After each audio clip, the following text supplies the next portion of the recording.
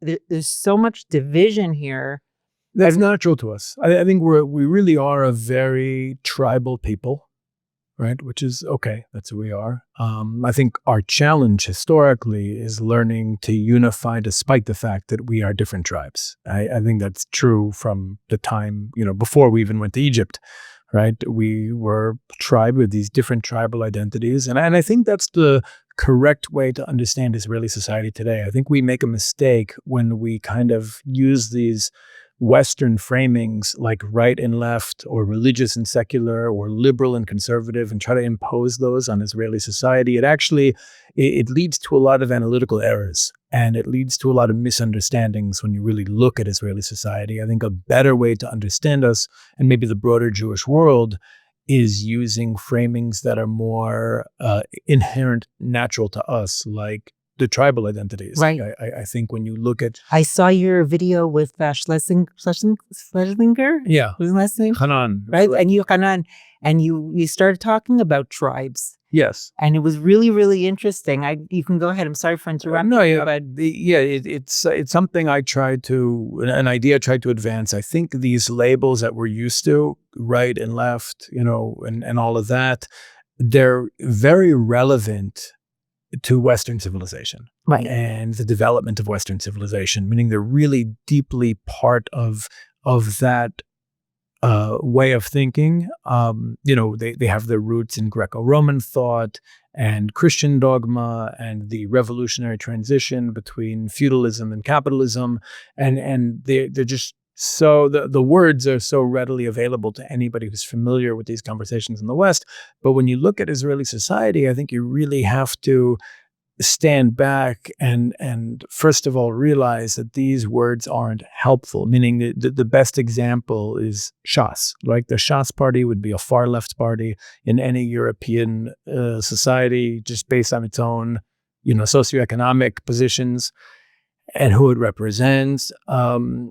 Yet in Israel, it's considered part of the right, just because of Jewish identity issues. We can get into the question of whether or not connection to our identity should make us right or left, and how that would work in similar contexts in other places in the world. But here, it just applied very sloppily, I think, and I think we fall into the trap when we use those terms. I'd say the two main leaderships are Yosef and Yehuda. And Yosef is the tribe that's really good at managing the material world, building states, building armies, building economies. These are all your ideas? No. This comes from Manitou and Rav Kook and the Gaon Vilna. And in fact, the Gaon Vilna there's a whole book written by the great-great-great-grandfather of our former president, Ruby Rivlin, who was a student of the Vilna Gaon, and he wrote down his master's teachings on Mashiach ben Yosef. The concept of Mashiach ben Yosef, it's basically the idea of Yosef's talents and kochot being redirected towards Jewish liberation, towards the redemption process.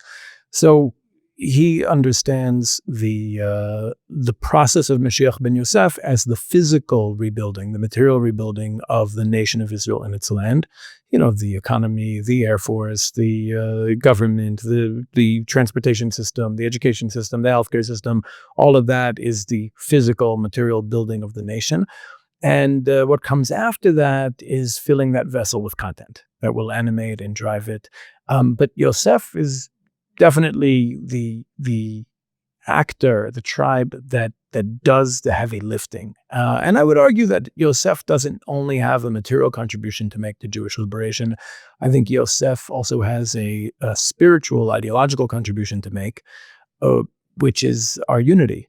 Meaning that one of the things that Zionism restored, if we're looking at the Zionist movement as the movement of Mashiach ben Yosef, one of the things it restored to Jewish consciousness is Achdut Ha'am, like the national unity, which was obviously a concept in our people for thousands of years. But following the Haskalah, we forgot about it. I think that we tried hard to become Germans and Frenchmen and Englishmen and all these other European identities in order to obtain whiteness and inclusion in those societies. And that caused us to turn down the volume on our national identity or the national component of our identity. And I think even though, there's a dialectical relationship between the Haskalah, the Jewish Enlightenment, and the Zionist movement, and Zionism is very much a product of the Haskalah, it's also a rejection of the Haskalah in terms of Jewish identity. So I'd say that just like Yosef was looking for his brothers, in the Parsha, so too was Herzl looking for his brothers. The Zionist movement was about reuniting brothers, across national borders in the age of European nationalism. But we can say that Zionism also is a very Jewish flavor of European nationalism. And that's okay. That's what it is. And today we call that Tel Aviv, meaning that's Zionism today, right? What's unique about Yosef is that he's the part of Israel that's really good at being like Esav, really good at managing the material world, but also very concerned with his place or Israel's place among the nations, and very influenced by the dominant civilization of any given period. So in the time of Yosef HaTzadik, Yosef ben Yaakov, it was Egypt. Yosef wants to be like an Egyptian, looks like an Egyptian. His brothers don't even recognize him. If we fast forward, we can say that the Yosef component of our identity maybe wanted to be Greek or looked at Greeks or Greco-Roman culture as like the civilization that we have to kind of measure ourselves by. And today, it's obviously Western civilization, the United States and its allies. That's like the dominant civilization through which Yosef judges good and bad, etc. And all the political parties that are expressions of Yosef do actually fit on that Western linear spectrum. Like you could say right to left. Like Naftali Bennett would be the right, and Avigdor Lieberman would be the right, and Bibi Netanyahu would be the right. And then you could say Yair Golan is more on maybe not a leftist so much, but on the liberal side, or Yair Lapid or Benny Gantz. These guys are more on the liberal side of Yosef.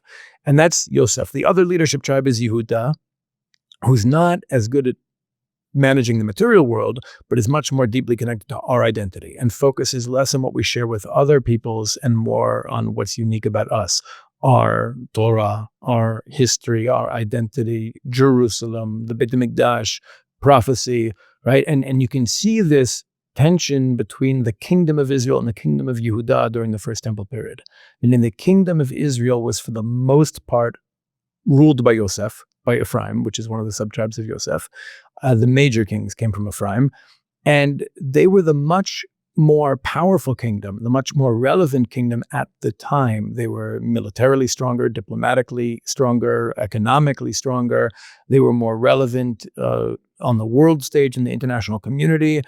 The kingdom of Yehuda was this landlocked desert kingdom that we consider to be more important today because A, we're their biological descendants. They were our ancestors, because it was Yehuda, Shimon Levi, and Binyamin, and we're most of the Jews in the world today are the descendants of Yehuda, Shimon Levi, and Binyamin. In fact, we're called Jews because we come from that kingdom. I'm actually from the tribe of Levi biologically. I'm a Kohen, but we still call ourselves Jews because we're from that kingdom.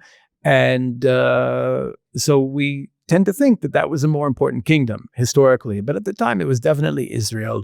And Israel resembled the other nations more, was interacting with the other nations more, but also had a bigger vulnerability to being influenced by the cultures and values of other. Why is that significant now? Well, that's the major tension, I think, in Israeli society. I think when you look at almost any political or social issue in Israeli society or in the Jewish world, it's an expression of that tension between Yosef and Yehuda, right? Do you think that one of the reasons why we're not able to make peace with the Palestinians now is because we have that conflict within ourselves? No. I think the conflict is okay as long as we figure it out, as long as we're aware of it, the internal conflict, and we figure out where all the tribes belong, it's okay. The problem is the tribe that's been trying to make peace with Palestinians and with other actors in the region for the last 40 or so years has been Yosef, and Yosef shouldn't be talking to them. The tribes that are best equipped to make peace with our neighbors are Shimon and Levi. And the problem is Shimon and Levi, for the most part, aren't interested. Shimon and Levi are the extreme expressions of Yehuda. And maybe you can say Shimon is like the Kahanistim, the Hilltop Youth, the Beitar Yerushalayim fans, La Familia. By the way, all these tribes have like expressions with kippot and without kippot. Meaning, for example, if you go to Yeshivat Har Etzion in Alon Shvut, right, what they call Gush, that's Yosef. They're Talmidei Chachamim, they love Torah, they learn Torah, they know Torah, but they're looking at it through the lens of the dominant civilization today, which is Western civilization, liberal ideology. They are the yeshiva of Yosef. So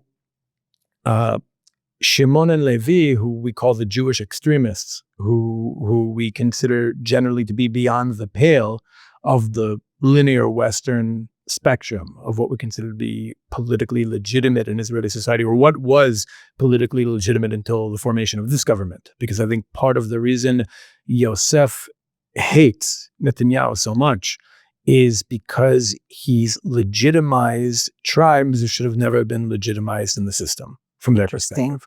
So that's Shimon and Levi, essentially. And they happen to be the best equipped to reconcile with the Palestinians, I'd say largely because their relationship with them is and would be different, meaning the relationship between what we'll call the most radical Jews living in the West Bank with Palestinians is much more of a horizontal relationship. It's a relationship between two tribes at war with each other. Right. And I think for the most part, Israeli society does have the sense that this is a population who we've been at war with for roughly a century.